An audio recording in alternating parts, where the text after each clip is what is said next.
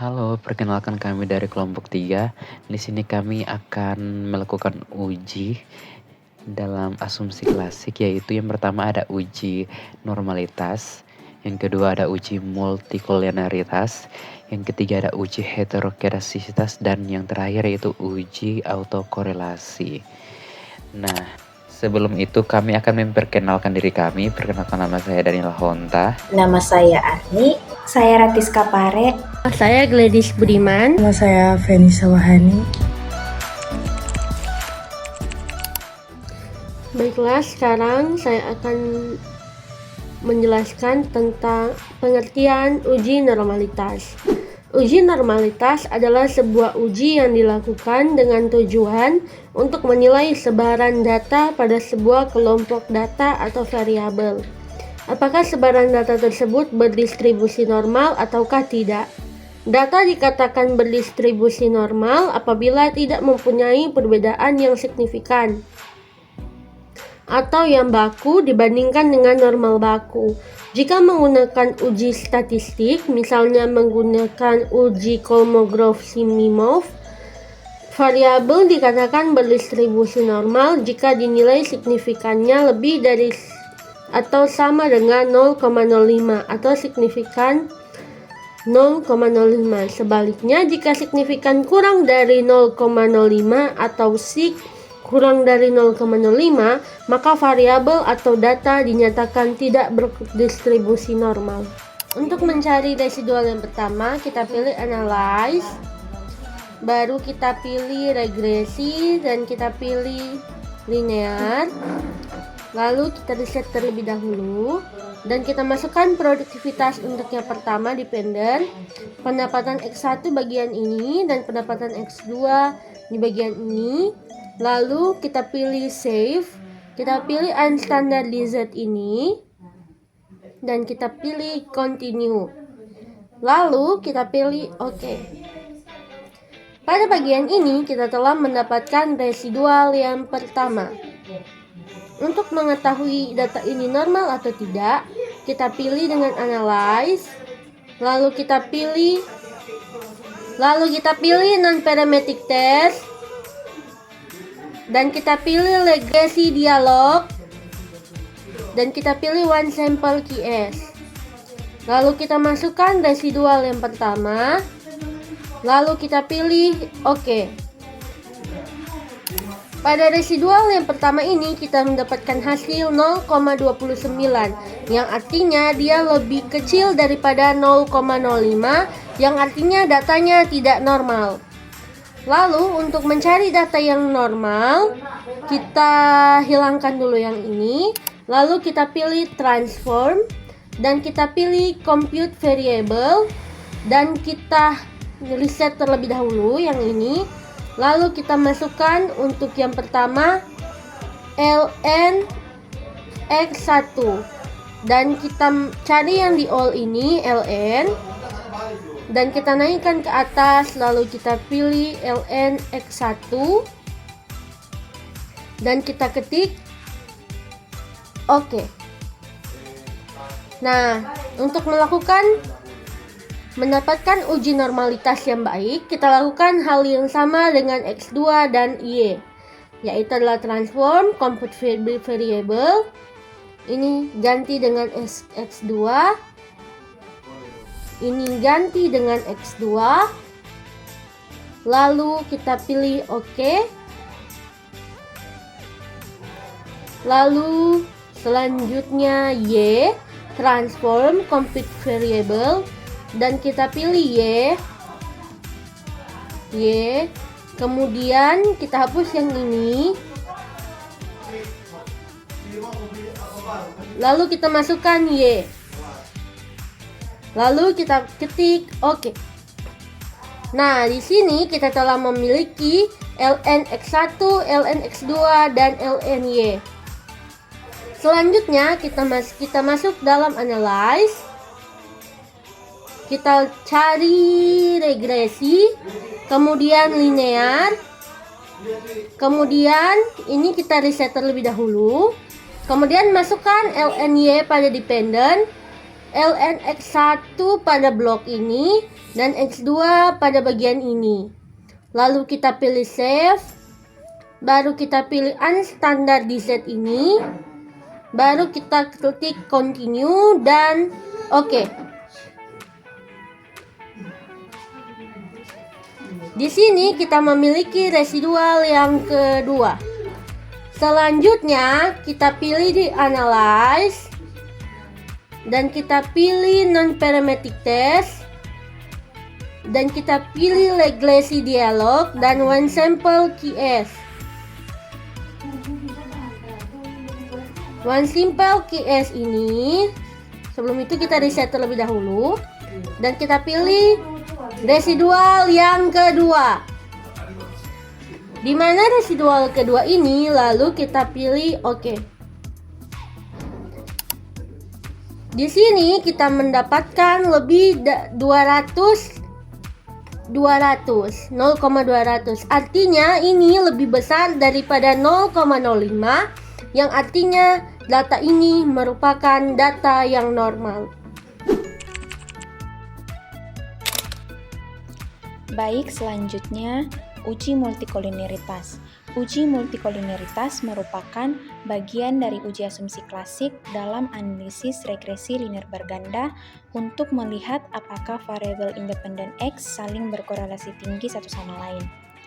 Apabila terjadi gejala dalam multikoliniaritas, maka dianjurkan melakukan metode penyembuhan. Salah satu metode penyembuhan gejala multikoliniaritas yaitu dengan melakukan transformasi data. Transformasi data adalah mengubah skala pengukuran data asli menjadi bentuk lain sehingga data dapat memenuhi asumsi-asumsi dalam uji asumsi klasik sebelum masuk ke analisis regresi. Nah, jika metode transformasi data belum berhasil untuk memecahkan masalah, maka dapat melakukan metode lain. Salah satunya ialah mengeluarkan salah satu variabel X yang berkorelasi tinggi. Nah, ini adalah data yang akan saya gunakan untuk menganalisis apakah data ini terjadi gejala multikoliniaritas atau tidak. Namun sebelum itu, saya akan mengelok data ini untuk menghindari error ketika data masuk SPSS. Caranya kita tekan sama dengan, kemudian log, kita tekan 2 kali, kemudian kita blok variabel Y, kemudian kita enter. Langsung saja kita tarik. Nah, data ini yang akan saya analisis di SPSS. Langsung saja kita blok. Kita masuk ke SPSS, kita masuk di data view, kemudian kita masukkan datanya.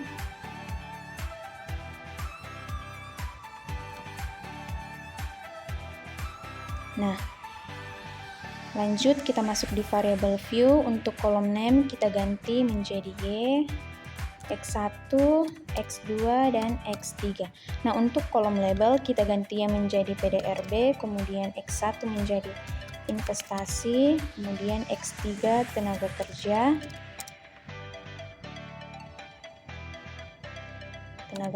kemudian X3 pengeluaran pemerintah.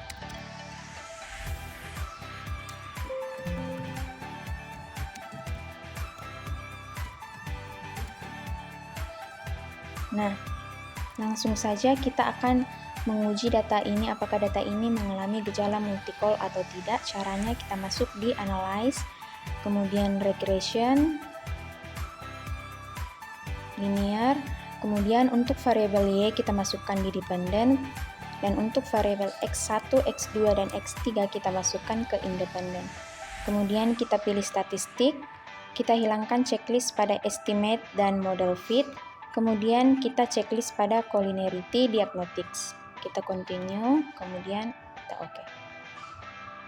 Nah, di sini kita fokus saja pada tabel koefisien. Di sini nilai toleransi dari X1 yaitu 0,022, VIF-nya 45,001.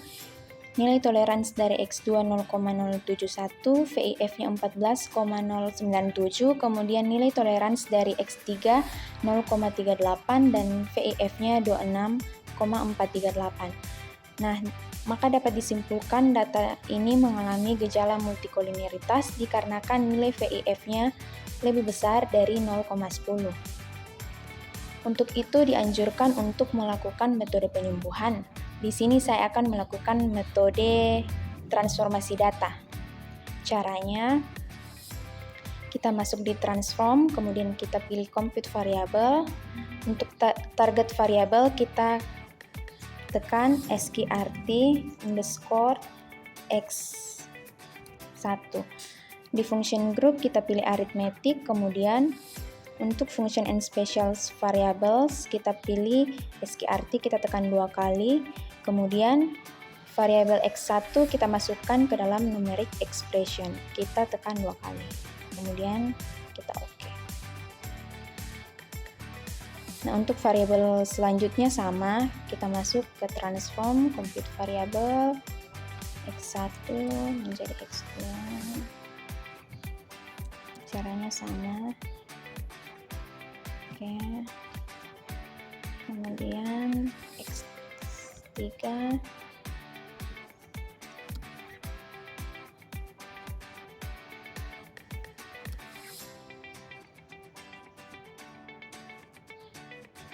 Nah, kemudian yang terakhir variabel y.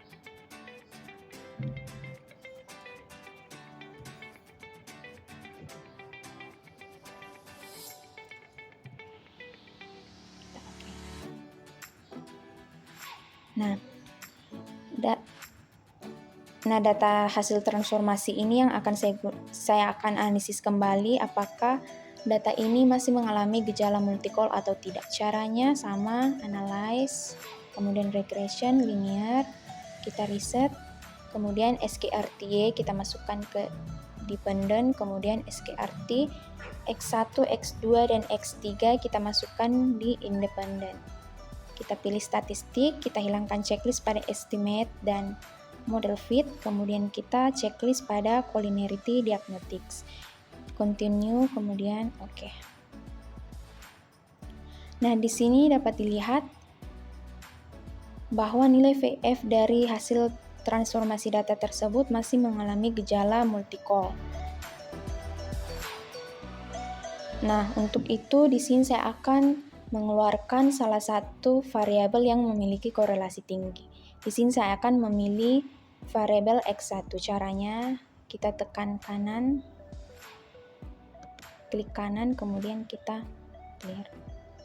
Nah, saya akan menguji ulang apakah data ini masih mengalami gejala multicol atau tidak. Caranya sama, analyze, regression, linear.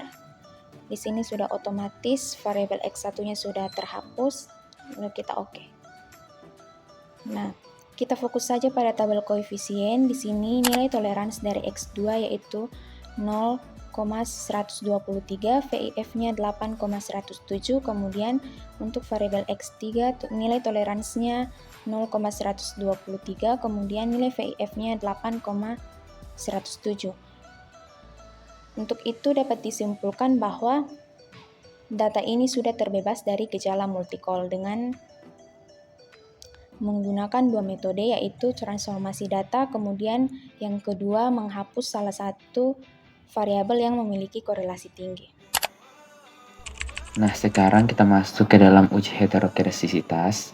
Di part ini saya akan menjelaskan apa itu heterokedasitas, mulai dari pengertian, tujuan, cara uji, interpretasi hasil, dan nantinya ada teman saya yang akan melanjutkan ke step selanjutnya, yaitu step penyembuhan jika model terkena heterokedasitas. Nah, uji ini adalah salah satu bagian dari asumsi klasik dalam regresi, jadi sangat penting untuk memastikan bahwa model kita valid. Sebelum kita masuk lebih dalam ke tahap uji, ada baiknya kita mengetahui apa itu uji heterokedastisitas. Nah, uji heterokedastisitas adalah ujian digunakan untuk mengetahui apakah varians residual dalam model regresi bersifat konstan atau tidak. Kalau varians residual tidak sama antara satu pengamatan dengan pengamatan lainnya, berarti model mengalami heterokedastisitas. Kondisi ini bisa menyebabkan antara standar error menjadi tidak akurat, sehingga kesimpulan dari uji T dan uji F menjadi menyesatkan. Kebalikannya adalah homokedastisitas, yaitu kondisi ketika varian residual konstan, dan ini yang kita inginkan dalam sebuah model regresi. Tujuan dari uji heterokedastisitas ini adalah yang pertama, memastikan model regresi memenuhi syarat asumsi klasik, terutama konsistensi variance error. Yang kedua, menghindari standar error yang bias karena heterokedastisitas membuat perhitungan uji T dan uji F tidak akurat. Dan yang ketiga, menilai apakah model layak digunakan untuk interpretasi dan prediksi. Dalam proyek ini, kami tidak menggunakan grafik untuk mendeteksi heterokedastisitas. Kami menggunakan metode berbasis angka, yaitu melihat dari probabilitas atau p-value dari hasil uji heterokedastisitas. Yang dimana bahwa jika p-value lebih besar dari 0,05 maka tidak terjadi heterokedastisitas. Dalam tanda kutip, hal ini aman. Nah, jika p-value lebih kecil dari 0,05 maka terjadi heterokedastisitas atau yang kita sebut dengan bermasalah. Nah, kita langsung saja ke pengujiannya. Ini merupakan data yang akan kami gunakan dalam uji heterokedastisitas, di mana variabel Y-nya adalah kemampuan penyelesaian, variabel X1-nya adalah self-efficiency, dan X2 adalah motivasi belajar. Kita akan melakukan pengujian. Yang pertama, kita klik analisis, regression, dan linear. Di sini kita reset dulu. Kita masukkan variabel X1 dan X2-nya ke dalam tabel independen. Dan untuk variabel Y kita masukkan ke dalam tabel dependen. Setelah itu kita klik save. Centang unstandardized-nya, klik continue dan OK. Nah, terlihat di sini kita punya data yang baru ya, yaitu namanya res1. Residual 1 ini nantinya akan kita transform untuk mendapatkan nilai absolut residualnya. Caranya gimana? Klik transform, compute variabel. Ya, ini kita reset dulu, lalu di kolom kiri kecil ini kita tulis target variabelnya, yaitu ABS res atau absolute residual. Kemudian di dalam kolom numerik expression ketik ABS, buka kurung, pilih variabel unstandardized, tutup kurung, lalu klik OK. Nah, di sini kita sudah memiliki nilai atau variabel baru namanya absolute residual. Selanjutnya kita akan menguji heterokedastisitasnya. Klik analyze, regression, linear. Di sini kita akan ada variabel Y-nya. Nah, kita keluarkan dan kita ganti dengan variabel ABS res. Klik save, hilangkan centangnya, kita klik continue dan OK. Nah, terlihat di sini di tabel ini kita fokus pada nilai signifikannya. Di sini kami telah melakukan uji heterokedastisitas. Berdasarkan output SPSS variabel X1, self-efficacy memiliki nilai signifikan yaitu 0,838, di mana ini tuh lebih besar dari 0,05 sehingga tidak menimbulkan heterokedastisitas. Namun untuk variabel X2-nya yaitu motivasi belajar memiliki nilai signifikan yaitu 0,042, lebih kecil dari 0,05.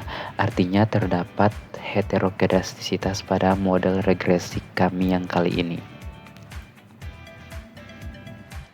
Nah, karena ada satu variabel yang mengalami signifikan di bawah 0,05, maka secara keseluruhan model kami ini mengalami heterokedastisitas sehingga diperlukannya langkah penyembuhan.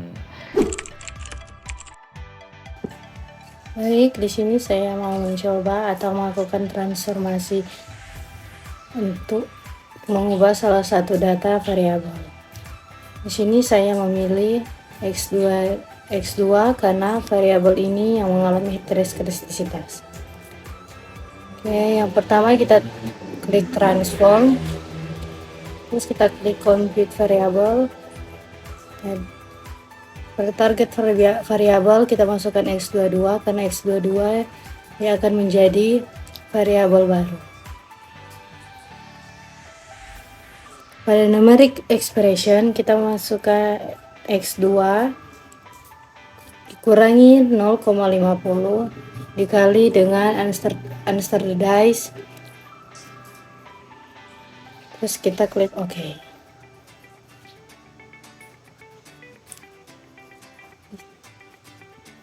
Di sini kita sudah mendapatkan variabel baru, regression, linear. Kita keluarkan ABS res, dan kita masukkan variabelnya. Klik save.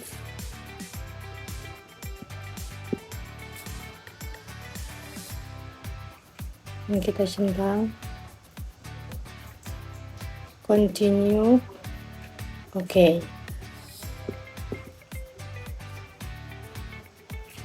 Nama variabelnya di sini residual 2, hasil dari korelasi X1, X22 dan Y.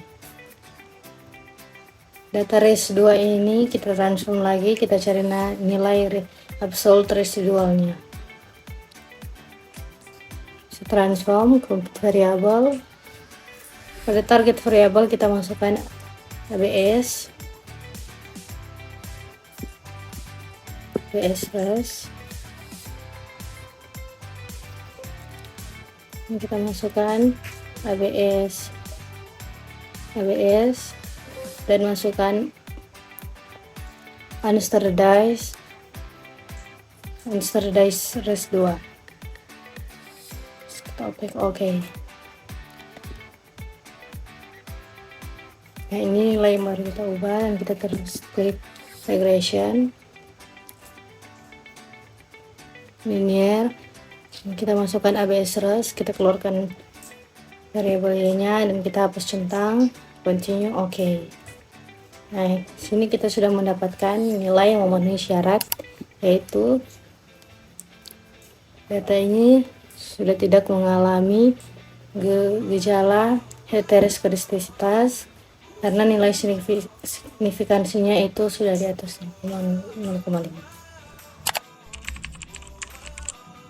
Baik, uji yang terakhir yaitu uji autokorelasi.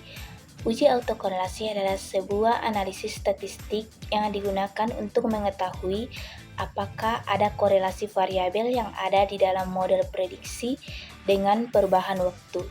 Oleh karena itu, apabila autokorelasi terjadi pada sebuah model prediksi, maka nilai disturbance tidak lagi berpasangan secara bebas, melainkan berpasangan secara autokorelasi. Pada uji kali ini saya menggunakan uji Durbin-Watson, di mana adapun kriteria pengambilan keputusan Durbin-Watson yang pertama yaitu jika DU kurang dari DW kurang dari 4 kurang DU maka H0 diterima, artinya tidak terjadi autokorelasi, dan begitupun dengan DW lebih kecil dari 4 kurang DU maka H0 diterima, artinya tidak terjadi autokorelasi. Tetapi jika DW lebih kecil dari DL atau DW lebih besar dari 4 kurang DL, maka H0 ditolak, artinya terjadi autokorelasi. Nah, di sini saya sudah ada data yang akan kita uji di SPSS, di mana kemiskinan sebagai variabel dependen yaitu Y, variabel independen saya menggunakan 2 variabel yaitu pertumbuhan ekonomi dan pengangguran. Ini kita copy saja.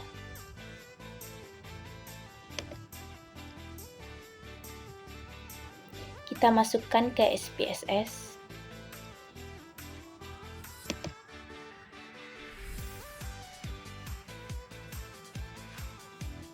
Di variabel view kita ganti Y X1 X2. Di sini kita tulis kemiskinan. Di sini pertumbuhan ekonomi kita singkat saja PE, dan di sini pengangguran.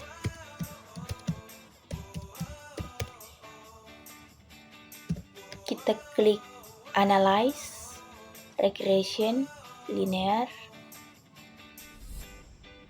Variabel Y kita masukkan ke dependen, dan variabel X1, X2 kita masukkan ke independen.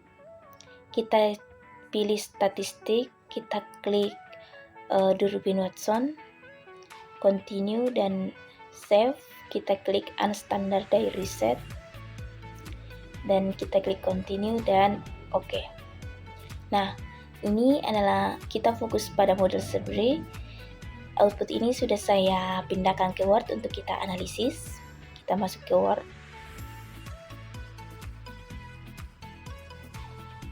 Nah, ini dari sini diketahui nilai DW-nya itu 1,280 dan DL-nya 0,9820 dan DU-nya 1,5386. Dan nilai 4 kurang DU-nya itu mendapatkan hasil 2,461. Ini artinya dapat diartikan data ini terjadi autokorelasi. Di mana saya mendapatkan nilai DL dan DU? Saya mendapatkannya dari tabel pacuan Durbin Watson. Di sini.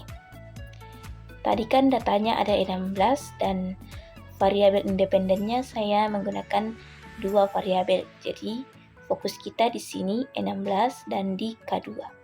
Jadi hasil yang tadi saya dapat dari sini. Oke, kita lanjut.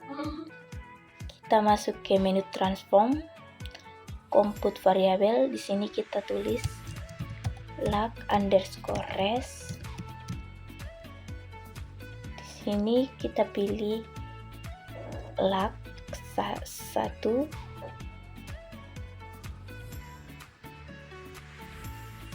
Kita klik 2 kali dan kita masukkan nilai unstandardized ke dalam dan klik OK. Kita skip saja. Nah, kedua output ini akan kita gunakan untuk mencari nilai koefisien yang akan kita gunakan untuk men-transform data berikutnya. Kita pilih analyze, regression, linear. Ini kita reset saja. Nilai unstandardized residualnya kita masukkan ke dependen, dan lag rest-nya kita masukkan ke independen, terus OK. Nah, fokus kita ada di tabel koefisien. Yang di sini ya nilai rest-nya itu 0,091.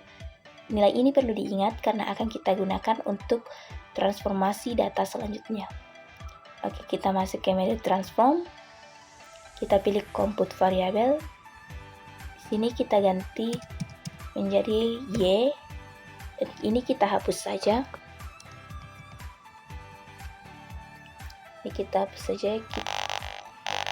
Kita pilih masukkan variabel Y kurang dalam kurung yang nilai yang tadi 0,091 dikali dengan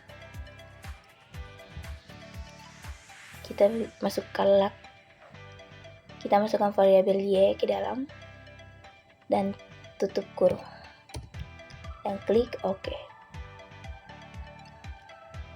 Di sini dapat dilihat ini sudah ada nilainya, dan begitupun dengan kedua variabel independen. Kita lakukan hal yang sama, kita tinggal mengganti menjadi X1.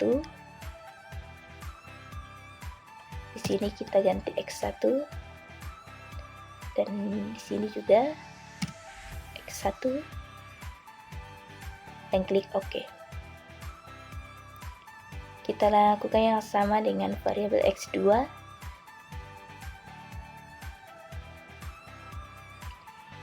Ini kita ganti X2.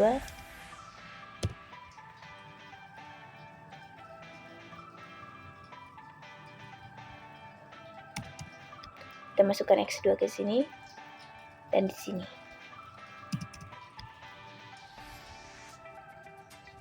Klik OK.